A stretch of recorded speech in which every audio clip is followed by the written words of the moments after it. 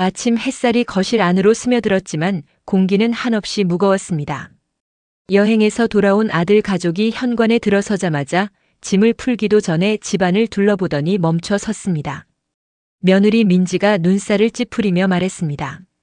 어머님, 집에 무슨 일 있으셨어요? 왜 이렇게 박스가 잔뜩 쌓여 있어요? 저는 단호하게 대답했습니다. 이사 준비하는 거다. 아들 준호가 캐리어를 내려놓으며 다급하게 물었습니다. 이사요? 갑자기 무슨 말씀이세요? 어디로 가시려고요? 멀리. 그리고 앞으로는 너희가 날 찾을 일 없을 거다. 순간 거실이 조용해졌습니다. 손자 지훈과 손녀 소윤도 서로 눈치를 보며 말이 없었습니다. 민지가 황당하다는 듯 웃으며 물었습니다. 아니, 저희 여행 다녀온 사이에 무슨 일이 있었길래 이사 얘기를 하세요? 여행 간 게 문제는 아니야. 다만 너희가 없는 동안 내가 많은 걸 정리했을 뿐이지. 준호가 제 앞에 앉으며 설득하려는 표정을 지었습니다. 어머니, 무슨 일인지 말씀해 주세요. 우리 가족이잖아요. 그래, 가족이면 서로 숨막히지 않게 해줘야 하는 거 아니니? 민지가 표정을 굳혔습니다. 저희가 뭐 잘못했어요? 그건 곧 알게 될 거다. 하지만 한 가지는 분명히 해두자. 다음번엔 어떤 일이 있어도 날 찾지 마라. 준호가 당황한 얼굴로 저를 바라봤습니다. 어머니, 그게 무슨 말씀이세요? 저희는 이제 늦었어. 내가 하는 말 그냥 받아들여라. 앞으로는 너희 없는 자리에서 내 인생을 살 거니까. 그 순간 누구도 더는 말을 잇지 못했습니다. 저는 그 침묵을 깨며 마지막으로 덧붙였습니다. 이건 시작이야. 곧 이유를 알게 될 거다. 거실 안의 공기가 한층 더 차가워졌고 모두의 시선이 제 얼굴을 향했습니다. 저는 속으로 중얼렀습니다. 이번엔 절대 물러서지 않는다. 제 하루는 늘 새벽 5시에 시작됐어요. 알람이 없어도 눈이 절로 떠집니다. 부엌불을 켜고 제일 먼저 쌀부터 씻었죠. 밥솥에 밥을 안치고 국거리를 꺼내서 냄비에 올립니다. 밥이 뜸 들이는 동안 반찬을 데우고 계란 후라이를 부치고 김치를 접시에 옮겼어요. 아침 6시 반이 넘어가면 민지가 부스럭거리며 부엌에 나옵니다. 그 뒤로는 지훈이랑 소윤이도 방에서 나와요. 예전엔 지훈이가 부엌에 들어서자마자 할머니, 오늘 반찬 뭐예요? 하며 웃었고 소윤이는 제 옆에 찰싹 붙어서 젓가락으로 반찬을 집어먹으며 역시 할머니 최고 이랬습니다. 그 말 한마디에 피곤이 싹 풀렸죠. 근데 요즘은 달라요. 지훈이는 식탁에 앉자마자 휴대폰만 보고 소윤이는 졸린 얼굴로 대충 밥 몇 숟갈 뜯어 남겨요. 예전처럼 맛있다는 소리도 없으니 괜히 제 손만 더 바빠집니다. 아침 식사 끝나면 준호는 서둘러 출근하고 민지는 아이들 등교 준비를 챙기고 나갑니다. 그때부터가 제 진짜 하루의 시작이에요. 싱크대에 쌓인 그릇을 씻고 거실이며 방이며 쓸고 닦습니다. 세탁기를 돌려놓고 말린 빨래를 개어넣고 화장실 청소까지 마치면 오전이 훌쩍 지나가죠. 그 다음은 1층 반찬 가게로 내려갑니다. 남편이 살아있을 때부터 30년 넘게 해온 가게예요. 아침장을 본 재료를 씻고 다듬어서 조림, 볶음, 나물, 장아찌까지 만들어 진열합니다. 단골 손님들은 오전 10시쯤부터 하나둘 찾아오니 그 전까지는 손이 쉴 틈이 없습니다. 점심 무렵 가게 문을 잠깐 닫고 집에 올라와서 민지 점심을 차립니다. 민지는 수업 없는 날엔 집에서 먹거든요. 간 만든 반찬을 올리고 국을 덮여서 식탁에 놓으면 민지는 식사를 하고 저는 설거지를 합니다. 다시 가게로 내려가 오후 손님을 맞이하면 저녁 7시까지는 서서 일해야 해요. 다리가 퉁퉁 부어도 가게 문 닫고 집에 올라오면 바로 저녁 준비에 들어갑니다. 저녁 식탁이 차려지면 가족들이 둘러앉지만 저는 서서 국을 퍼주고 반찬을 더 얹어줍니다. 예전엔 식탁 위에 웃음소리가 끊이지 않았는데 요즘은 다들 휴대폰만 보고 있습니다. 젓가락 부딪히는 소리만 덩그러니 들리죠. 그날도 싱크대 앞에서 설거지를 하며 생각했습니다. 나는 하루 종일 이 집을 위해서만 움직이는데 예전처럼 반가워하는 눈빛은 이제 없구나. 제 하루는 가족들의 일정에 맞춰 돌고 돌았지만 그 속에서 제 자리는 점점 작아지고 있었습니다. 어느 날 저녁 가게 문을 닫고 올라오자마자 민지가 부엌에 서 있었습니다. 손에는 휴대폰이 들려 있었고 화면을 보던 눈길이 제 앞치마 쪽으로 내려왔습니다. 어머님, 청소는 오전 안에 꼭 끝내주세요. 내일 낮에 제 친구들이 오기로 했거든요. 저는 고개를 끄덕이며 대답했습니다. 그래, 알았다. 그런데 민지가 말을 덧붙였어요. 아, 그리고 저녁은 6시 40분에 딱 맞춰주세요. 애들 학원 시간이랑 딱 맞춰야 하거든요. 늦으면 곤란해요. 그 말투가 제 귀에 박혔습니다. 해줄 수 있나요? 가 아니라 해야 합니다라는 뉘앙스였죠. 저는 잠시 멈칫했지만 별다른 대꾸는 하지 않았습니다. 며칠 뒤 세탁기를 돌리려고 빨래 바구니를 열었는데 제 옷이 한쪽에 따로 쌓여 있더군요. 수건도 제 것만 묶여 있었습니다. 민지가 거실에서 TV를 보며 웃고 있길래 물었습니다. 이 옷들은 왜 따로 뺐니? 민지는 화면에서 눈을 떼지 않은 채 말했습니다. 아, 어머님 옷이랑 저희 옷은 같이 빨면 안 될 것 같아서요. 세탁은 분리해서 해주세요. 저는 말없이 고개만 끄덕였지만 속으로는 서늘한 바람이 스치는 것 같았습니다. 그날 이후로 저는 제 옷과 수건을 따로 모아 빨았죠. 그런 일이 반복됐습니다. 아침 식사 시간도 민지의 일정에 맞춰야 했습니다. 어머님, 내일은 7시 10분에 아침 차려주세요. 애들 시험이라 학원 좀 일찍 가야 해요. 그 말에 저는 계획했던 반찬을 바꿔야 했고 서둘러 식탁을 채웠습니다. 청소 시간도 정해줬습니다. 거실 청소는 오전 9시 전에 끝내주세요. 저 온라인 강의할 때 소음 나면 안 돼서요. 쓰레기 버리는 시간까지도 간섭했죠. 어머님, 쓰레기는 수요일 저녁에만 버려주세요. 그 전에는 현관 앞에 올려두지도 마시고요. 보기 안 좋아서요. 처음엔 별 생각 없이 도와주는 거니까 맞춰주자 했는데 이상하게도 시간이 지날수록 이게 맞춰주는 건지 지시를 받는 건지 헷갈렸습니다. 어느 날은 이런 일도 있었습니다. 제가 시장에서 사온 제철 생선을 손질해 두었는데 민지가 고개를 저으며 말했습니다. 어머님, 이런 건 미리 얘기해 주세요. 오늘은 애들이 집에서 안 먹어요. 괜히 전기세, 가스비만 드는 거잖아요. 그 말에 저는 칼을 내려놓았습니다. 가족을 위해 준비한 밥상이 전기세와 가스비라는 숫자로만 계산되는 순간이었죠. 그러다 어느 저녁 민지가 거실에서 전화를 받는 소리가 들렸습니다. 아휴, 생활비가 너무 많이 나와서 미치겠어요. 이 집 식구가 많으니 뭐만 해도 돈이 줄줄 새요. 그 말이 제 귀에 쏙 박혔습니다. 이 집 식구가 많다는 말 속에 제가 포함되어 있다는 걸 모를 리 없었거든요. 민지는 통화를 마치고 부엌으로 들어왔습니다. 어머님, 다음 달 전기세 좀 줄여야 할 것 같아요. 요즘 너무 많이 나와서. 저는 대답 대신 싱크대 앞에 서서 설거지를 계속했습니다. 그릇에 묻은 기름이 잘 지워지지 않아 헹구고 또 헹궜지만 제 속에 쌓인 묵은 감정은 더 깊게 달라붙었습니다. 그날 밤 방에 들어와 누웠지만 민지의 목소리가 계속 맴돌았습니다. 생활비가 많다. 식구가 많다. 돈이 줄줄 샌다. 그 말들이 모여 제 마음속에서 조용히 균열을 만들고 있었습니다. 그날 아침도 평소처럼 집안일을 마치고 가게로 내려갔습니다. 전날 팔았던 반찬 그릇을 씻어 정리하고 주문 들어온 김치 3통을 준비했죠. 아침 장사 손님이 빠지자 시장에 들러 재료를 더 사오기로 했습니다. 장바구니를 끌고 시장 골목에 들어섰는데 미역 냄새, 갓 튀겨낸 어묵 냄새, 구수한 방앗간 냄새가 뒤섞여 있었습니다. 평소처럼 생선 가게에서 갈치 2토막을 사고 채소 가게에서 시금치, 오이, 무 1단을 담았습니다. 마지막으로 과일 가게에 들러 사과 1봉지와 귤 2박스를 샀죠. 양손이 묵직하게 눌릴 만큼 장을 보고 골목을 나오는데 갑자기 머리가 띵해졌습니다. 숨이 가빠지고 귀가 멀어지는 듯 주변 소리가 멀찍이 들렸습니다. 가슴은 북소리처럼 쿵쿵 울리고 손끝이 차갑게 식었습니다. 아이고, 할머니 괜찮으세요?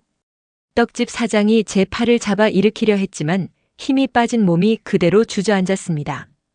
장바구니에서 사과가 하나, 둘 바닥에 굴러가고 귤은 골목길에 흩어졌습니다.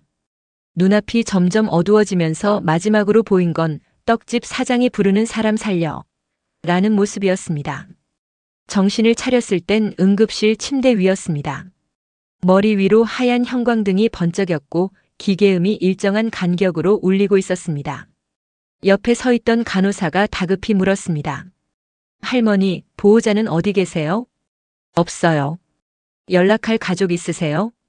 아들이 있긴 한데 지금은.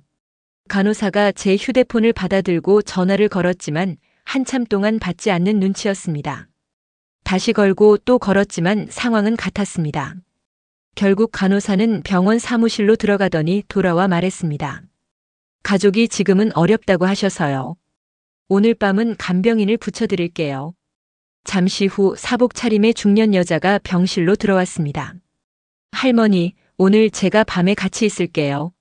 물이나 필요하신 거 있으세요? 그 말이 고맙긴 했지만 낯선 사람 앞에 있는 제 처지가 서글펐습니다. 가족이 와야 할 자리에 타인이 앉아 있었으니까요.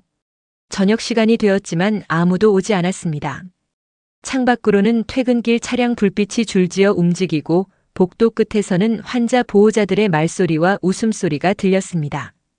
제 병실은 유난히 조용했습니다. 간병인이 작은 도시락을 열어 국을 덜어주며 말했습니다. 뭐라도 좀 드세요. 빈속으로 계시면 안 돼요.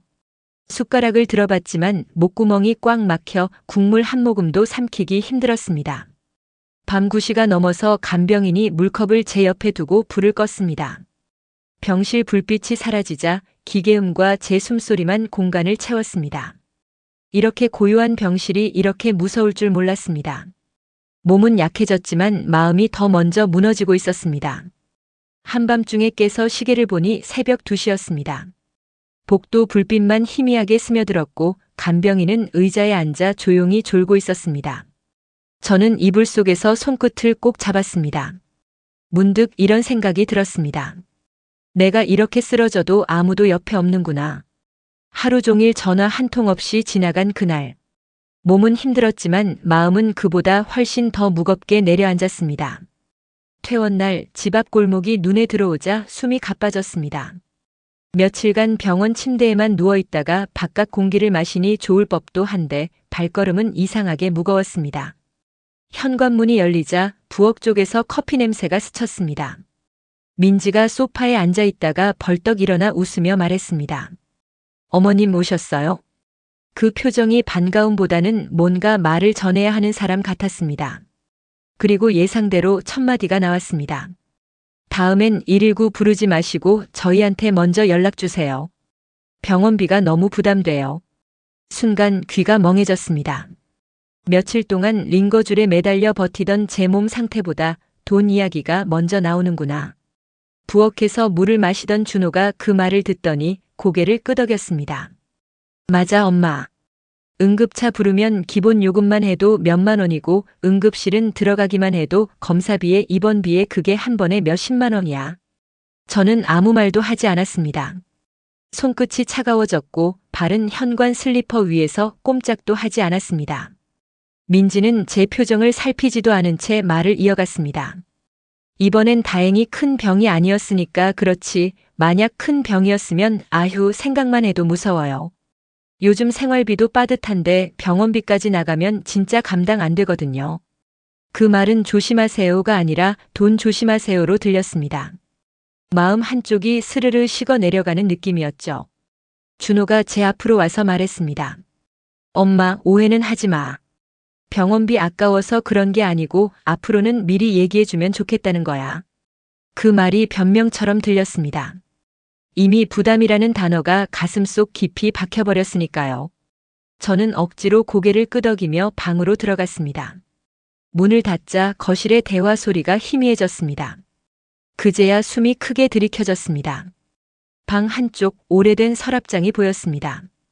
그 안에 무엇이 있는지 알지만 쉽게 손이 가지 않았습니다. 그건 마치 여태까지 애써 덮어둔 마음의 서랍을 여는 일 같았으니까요. 잠시 서랍 앞에 서서 지난 몇 년이 머릿속을 스쳐갔습니다. 남편과 함께 이 집을 계약하던 날 대출을 갚아가며 조금씩 집을 키워왔던 시간들. 그리고 남편 떠난 뒤에도 혼자 세금 내고 관리비 내고 겨울이면 수도 얼지 않게 밤마다 물을 조금씩 틀어두던 습관까지. 그 모든 게 떠오르자 부담이라는 말이 더 뼈아프게 다가왔습니다. 내가 지켜온 집인데 내가 쓰러진 게 왜 그들에게 짐이 되는 걸까? 손끝이 천천히 서랍 손잡이를 잡았습니다. 서랍이 열리는 소리가 유난히 크게 들렸습니다. 안쪽 구석, 오래전부터 넣어둔 두꺼운 서류 봉투가 있었습니다. 한 번도 꺼내본 적 없는 그 봉투를 오늘은 잡아야 할 것 같았습니다. 손끝이 봉투 모서리를 잡고 조심스럽게 꺼냈습니다. 봉투 안에서 등기부 등본을 꺼내 펼쳤습니다. 서류 위에 선명하게 적힌 제 이름이 눈에 들어왔습니다. 그 순간 가슴 속에서 무언가가 서서히 올라왔습니다.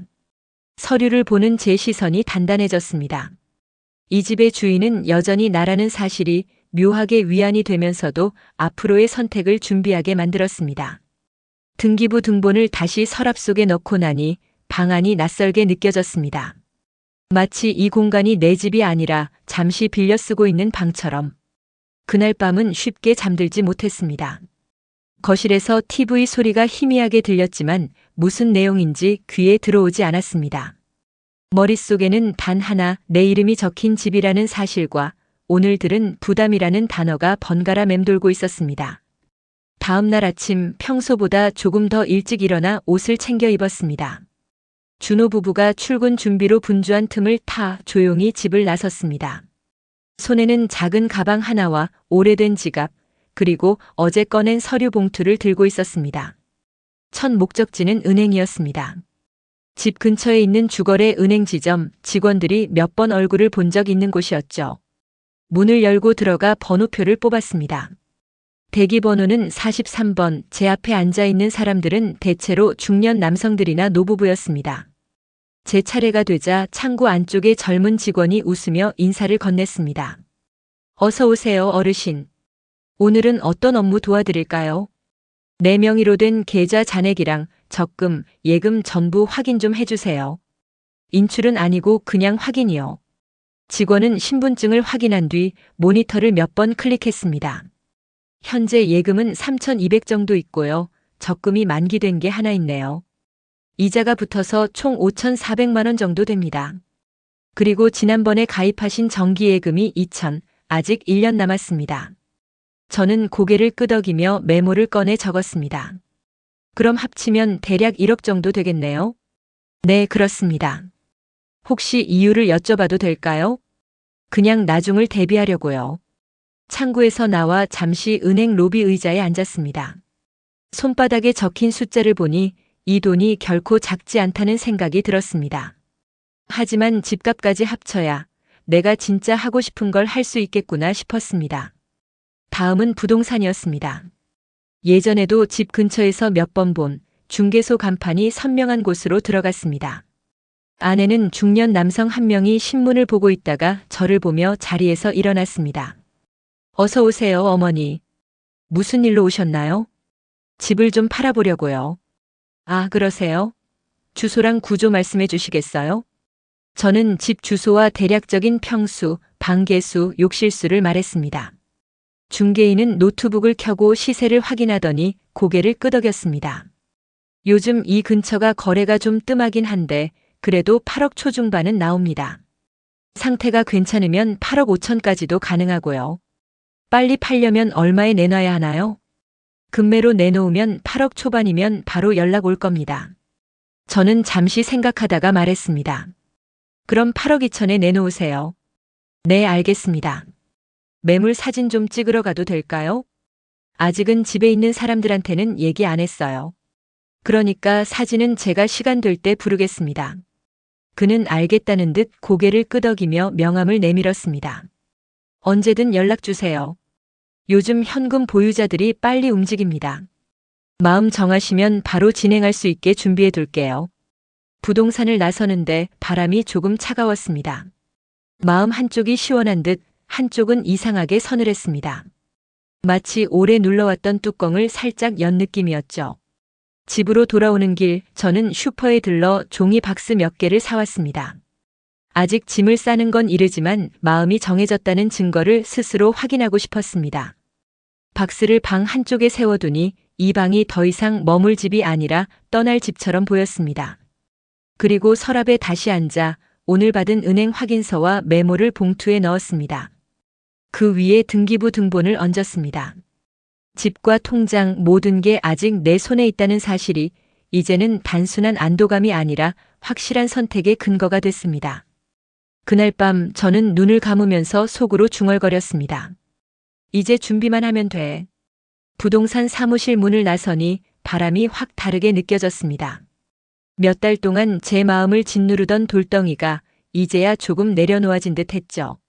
집은 매수자와 계약을 마쳤고 잔금 날짜까지 확정됐습니다. 그날은 마침 아들 가족이 여행을 가는 주였고 저는 그때를 이사 날짜로 잡았습니다. 누구의 방해도 없이 조용히 움직일 수 있는 절호의 기회였거든요. 다음은 제가 살 집이었습니다. 이번엔 부동산에서 미리 몇 군데를 골라놨다기에 바로 발걸음을 옮겼습니다. 작지만 햇빛 잘 드는 빌라 2층. 방 2칸에 거실 하나, 작은 발코니까지 있는 곳이었죠. 엘리베이터는 없었지만 계단이 완만했고 동네 시장이 가까워서 마음에 들었습니다. 계약서를 쓰고 나서 집 앞에 서 있으니 괜히 웃음이 나왔습니다. 남의 눈치 볼 필요 없는 공간. 내가 원할 때 불 켜고 내가 원할 때 밥을 차릴 수 있는 곳. 그게 이렇게 소중한 거였구나 새삼 느꼈죠. 그날부터 저는 마음속으로 짐 정리 지도를 그리기 시작했습니다. 안방 장롱에는 계절 지난 옷들이 가득했고 거실 장식장은 결혼 사진과 오래된 접시 세트로 빽빽했습니다. 하나하나 꺼내며 이건 가져간다, 이건 버린다 속으로 분류했습니다.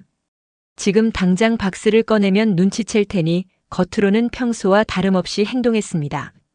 저녁에 거실에 앉아 가족들이 TV를 보거나 휴대폰을 만질 때 저는 슬쩍 집안을 훑었습니다. 냉장고 위쪽 그동안 손도 안 댄 주방 서랍, 베란다 구석에 곰팡이 핀 화분까지 모두 제 손으로 정리하고 떠날 날을 기다리고 있었습니다. 그리고 여행 출발 전날. 아들 내외가 여행 준비로 정신없는 틈을 타 저는 큰 박스 몇 개를 마당 창고에서 꺼냈습니다. 손주 방 책상 위에 있던 제 책들을 조용히 챙기고 옷장 속 제 옷부터 하나씩 접어 넣었습니다. 혹시나 들킬까 싶어 거실 구석에 박스를 세워두지 않고 제 방 한쪽에 가지런히 쌓아뒀습니다. 마지막 밤에는 장롱 속 깊이 넣어둔 서랍까지 열었습니다. 40년간의 결혼 생활 동안 모은 사진첩, 남편이 생전에 써준 손편지, 아이들이 초등학교 때 만든 종이 카네이션. 이사 갈 때 꼭 가져가야 할 것들만 따로 모았습니다. 그걸 챙기면서 한숨도 자지 못했습니다. 다음 날 아들 가족이 캐리어를 끌고 집을 나섰습니다. 현관문이 닫히자마자 저는 깊게 숨을 들이마셨습니다. 이제 시작이구나. 그날 오후부터 저는 본격적으로 박스를 채우기 시작했습니다. 주방 찬장은 비워내고 냉장고 안제 반찬통만 꺼냈습니다. 거실 장식장 속 제 물건만 조심스럽게 뽑아내고 나머지는 그대로 뒀습니다. 혹시라도 돌아와서 왜 이걸 치웠냐 할까 봐요. 짐을 싸면서 문득 생각이 스쳤습니다. 이 집에서 내가 얼마나 많은 걸 내려놓으며 살았는지. 먹고 싶은 것도 참았고 하고 싶은 말도 눌렀고 하고 싶은 일도 접었습니다. 다만 가족이라는 이유 하나로요. 이제 그 희생을 마무리할 때가 됐습니다. 그날 저녁 박스 절반이 채워졌을 때 저는 손을 멈췄습니다. 나머지는 내일 아침에 하자. 오늘은 충분히 했다 싶었죠. 그 순간 제 마음 한구석이 묘하게 가벼워졌습니다. 마치 집안의 공기가 조금은 달라진 듯 했어요. 이제 정말 제 삶이 시작될 준비가 끝나가고 있었습니다. 문 앞에서 키 소리가 들리더니 웃음 섞인 대화가 들려왔습니다. 아마 여행에서 찍은 사진을 보며 이야기하는 모양이었죠. 저는 거실 한가운데에 앉아 있었습니다. 제 앞엔 포장된 박스들이 줄지어 놓여 있었고 옆 테이블엔 한 봉투의 서류가 가지런히 놓여 있었습니다. 문이 열리자 며느리 민지가 제일 먼저 들어왔습니다. 발걸음이 거실 중간에서 멈추더니 눈이 커졌습니다. 어머님 이게 뭐예요? 이사라도 가세요? 뒤따라 들어온 아들 준호도 박스들을 보고는 눈을 찡그렸습니다. 엄마 무슨 일이에요? 짐을 왜 이렇게 싸놨어요? 저는 천천히 숨을 내쉬었습니다. 그래. 나 이사 간다. 민지가 웃음 섞인 목소리로 말했습니다. 또 농담하시네. 여행 갔다 와서 놀래키려고 그러시는 거예요? 농담 아니야. 이미 새 집 계약했고 이 집은 팔았어. 그 순간 공기가 얼어붙었습니다. 준호가 제 앞으로 다가오며 목소리를 높였습니다. 팔았다니 뭐라고요? 우리랑 상의도 안 하고. 상의할 이유가 없었지. 이 집은 내 이름으로 돼 있으니까. 계약금 이미 받았고 잔금 날짜도 잡혔어. 이제 곧 이 집은 내 손을 떠날 거야. 민지가 숨을 몰아쉬더니 날카롭게 물었습니다. 그럼 우리 보고 나가라는 거예요? 집도 없이 길바닥에 나앉으라고. 길바닥에 나앉을 정도면 지금까지 너희가 어떻게 살았는지 다시 생각해봐. 나 없는 동안에도 잘 먹고 잘 지내더구나. 그러니 너희 집을 마련하면 되겠지. 준호는 한숨을 내쉬며 말을 가다듬었습니다. 엄마, 우리가 서운하게 한 건 알겠는데 이렇게까지 하실 필요가 있었어요? 천천히 얘기하면 되잖아요. 저는 그제야 자리에서 일어나 테이블에 올려둔 서류 봉투를 꺼냈습니다. 여기 매매 계약서. 그리고 이건 잔금 날짜 확인서. 눈으로 직접 봐. 준호의 서류를 잡는 손이 미세하게 떨렸습니다. 민지는 옆에서 손으로 이마를 짚더니 중얼거렸습니다. 정말 팔아버리셨네. 믿기지가 않네. 믿기지 않겠지. 근데 난 오래전부터 생각했어. 너희랑 사는 동안 내가 어떤 취급을 받았는지, 얼마나 숨이 막혔는지. 준호가 손을 내저었습니다. 그건 민지가 말투가 좀 세서 그렇지 마음은 아니었어요. 그걸로 집을 판다고요? 말투? 그건 핑계야. 빨래는 따로 돌려라, 밥은 몇 시에 먹어라, 뭐든 허락 맡아라. 내가 손님도 아니고 내 집에서 눈치 보며 살아야 했니? 그게 말투 하나 때문이라고 생각해? 민지가 고개를 들며 말했습니다. 어머님도 저희 입장 좀 생각해 보셨어야죠. 같이 사는데 규칙이 있어야죠. 규칙이 아니라 통제였지. 나를 사람 취급 안 했어. 심지어 병원에 실려갔을 때도 내 건강보다 병원비부터 걱정했잖아. 그게 가족이야? 준호는 민지를 향해 시선을 돌렸습니다. 민지, 그 얘기는 그만하자. 왜? 틀린 말한 것도 없는데. 생활비 버겁다는 거 그게 잘못이에요?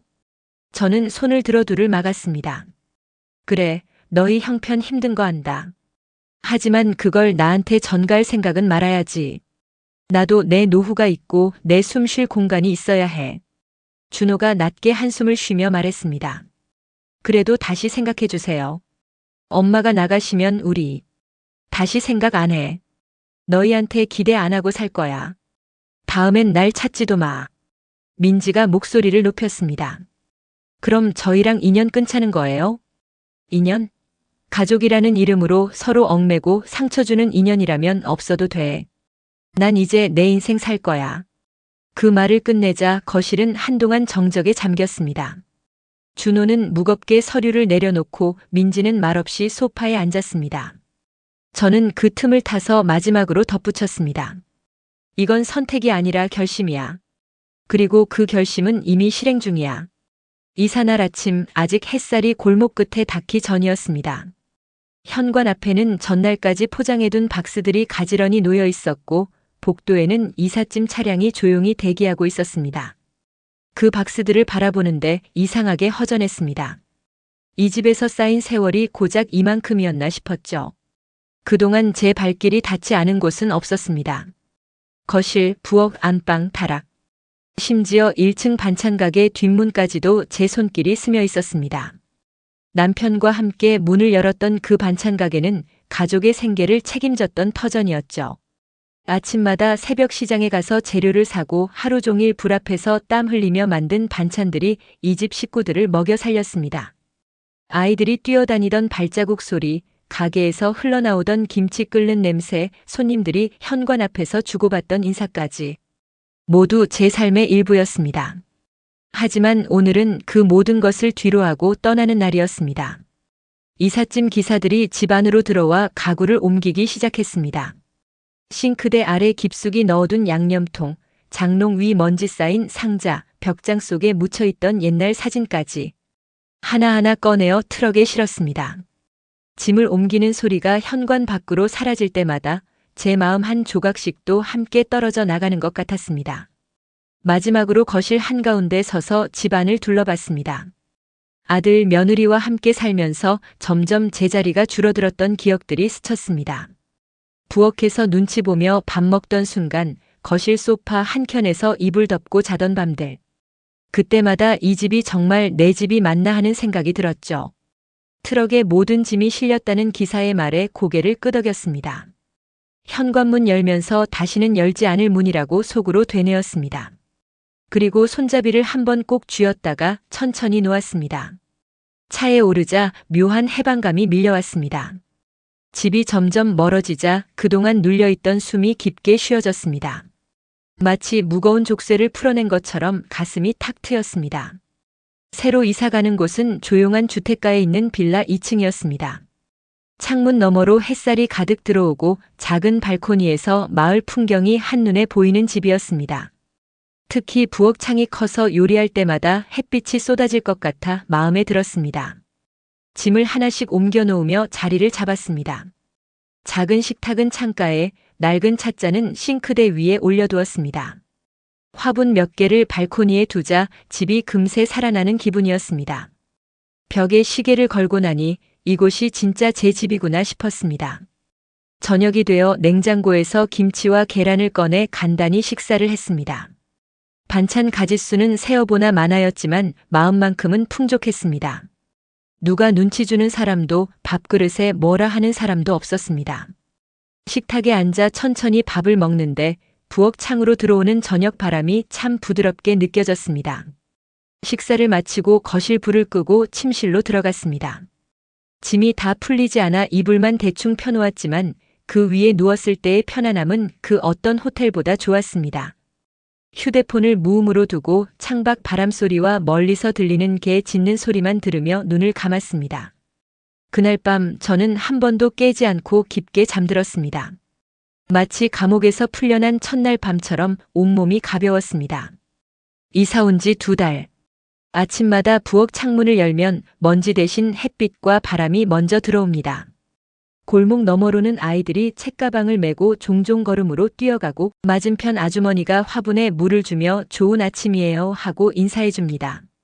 처음엔 이 고요함이 낯설었지만 이제는 그게 하루를 지켜주는 방패처럼 느껴집니다. 아침에 일어나면 거실 한가운데 제 물건만 가지런히 놓여있는 풍경이 참 좋습니다. 누군가 몰래 치우지도 않고 이건 여기 두면 안 된다는 눈총도 없으니까요.